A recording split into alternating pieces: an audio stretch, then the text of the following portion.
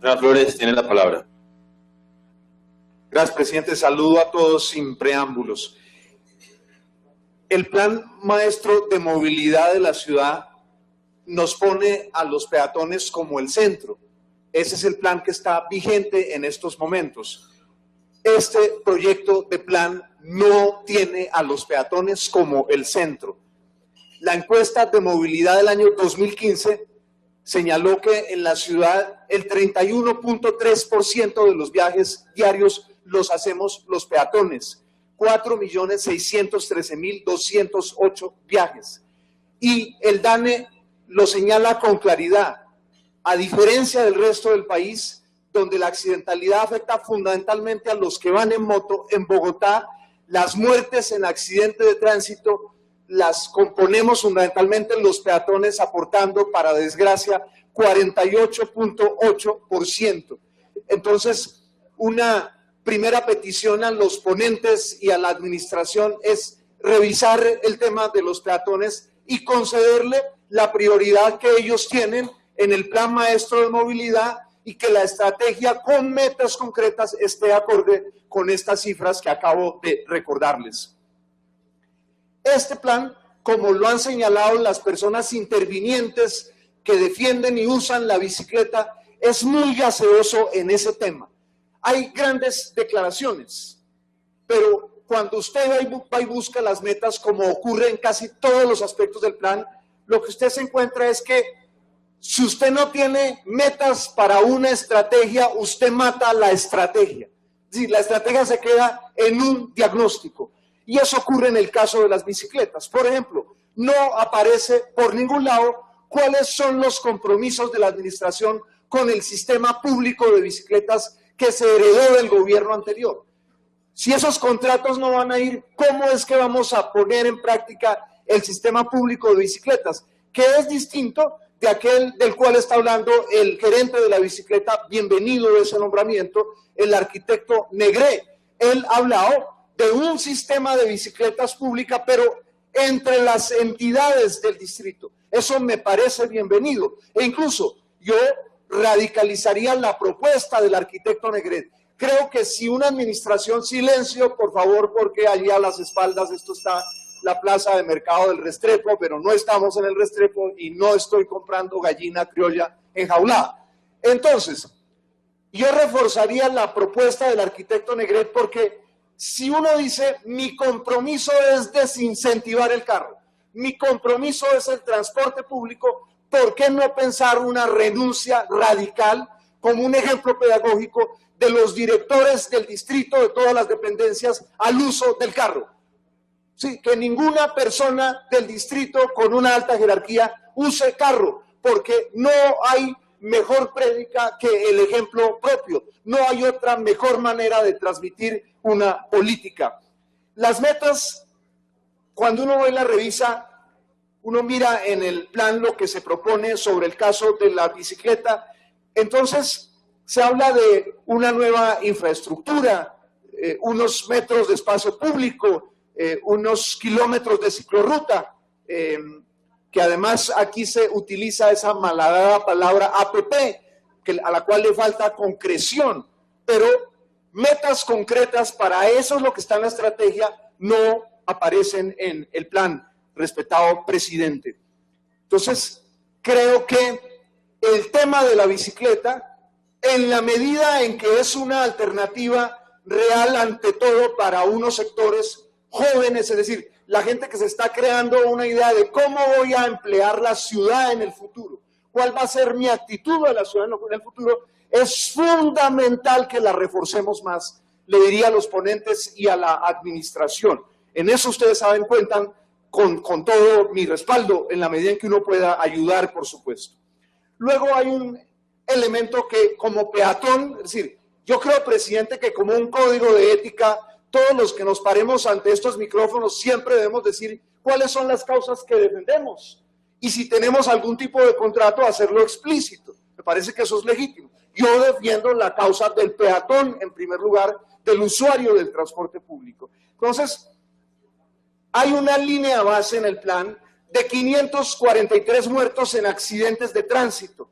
lo cual es una bestialidad en términos mundiales, una bestialidad. La cantidad de personas que mueren en la ciudad, por favor, silencio, si no quieren que yo me transforme en un personaje harto y regañón, que no quiero serlo. Hoy es domingo, como bien clamaba mi amigo Jorge Torres, concejal de la ciudad. Entonces, yo quisiera que mirásemos esta línea base y mirásemos el propósito que se hace la administración, de qué reducción plantea. Y es una reducción del 15%. Yo creo que si se van a trabajar aspectos como la semaforización, si se va a trabajar en serio el aspecto de los andenes, uno se puede proponer metas más fuertes. No me atrevo a señalar en estos momentos una cifra. Ello requiere de una discusión seria, pero creo que para la dimensión del problema, doctor Grillo, que tenemos en Bogotá, la catástrofe que ocurre en nuestras vías a diario, la meta de la administración debe ser más fuerte, más contundente. Recordemos que los peatones, la primera víctima, motociclistas como segunda víctima, y allí hay unas posibilidades de cultura ciudadana, doctor Torres, indudables que no veo aterrizadas en el plan.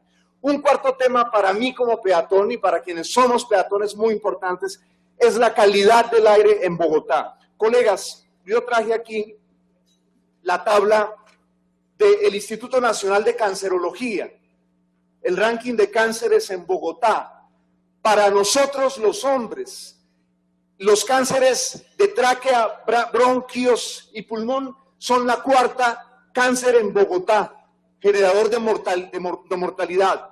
Y para las mujeres es la séptima causa de mortalidad. Y claramente, como nos lo decía aquí el profesor de la Universidad de los Andes, Luis Jorge Hernández, quien es el coordinador de salud pública de la Facultad de Medicina, ya saben ustedes que hay una relación directa, está establecida por la OMC, entre diésel y cáncer del pulmón.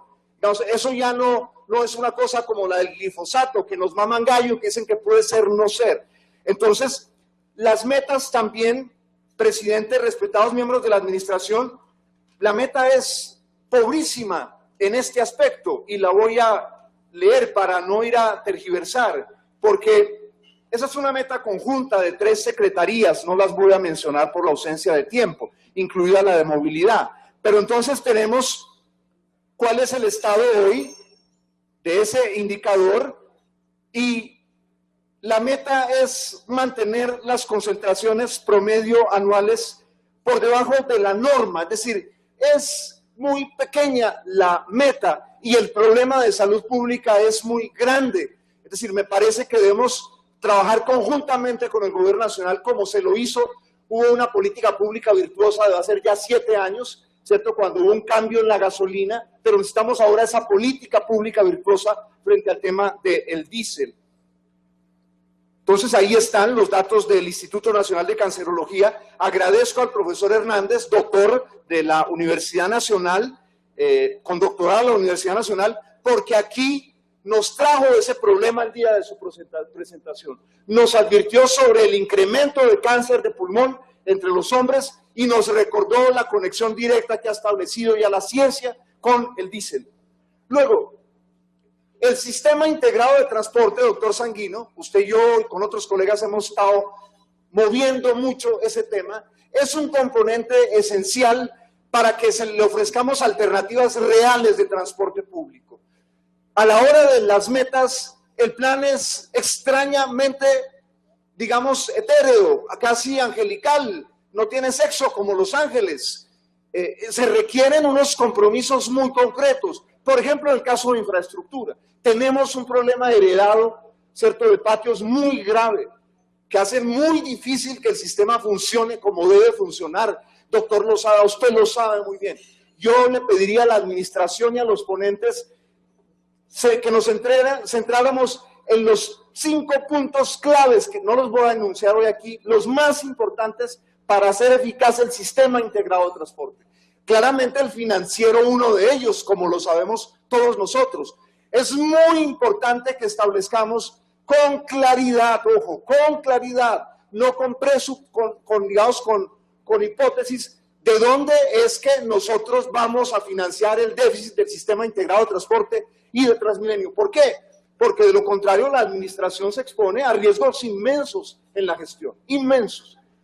Eso, presidente. Luego, no aparecen, y me ha sorprendido eso, me sorprendió tanto que no lo creía, metas claras en el tema de las troncales de Transmilenio, colegas.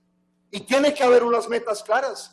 Tiene que haber unas metas claras de kilómetro carril, si no, ¿cómo vamos a avanzar? Porque además me preocupan las declaraciones, ¿no?, de la señora directora del IDU.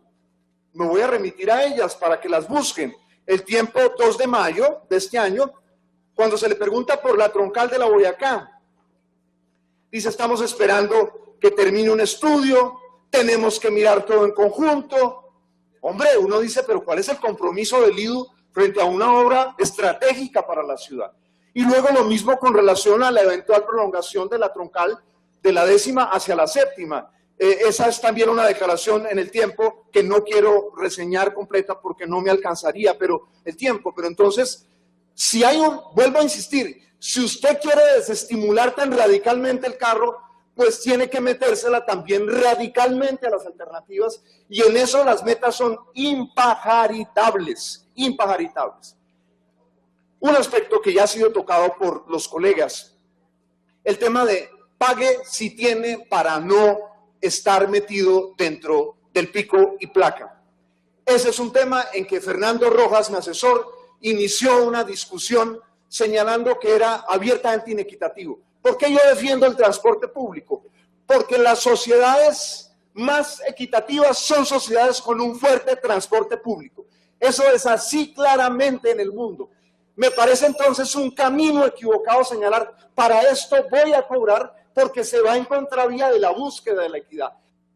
Doctora María Victoria Vargas, juristas constitucionalistas consultados me han dicho: Juan Carlos, es además inconstitucional. Más adelante traeré elementos de juicio sobre ello.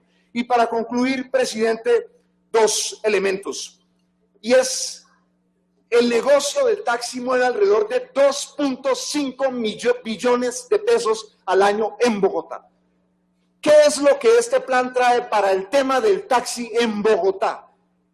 Solo me voy a tener un aspecto, el aspecto de las tecnologías. Los taxistas de Bogotá, ante la ausencia de información, piensan: Uber es nuestro enemigo.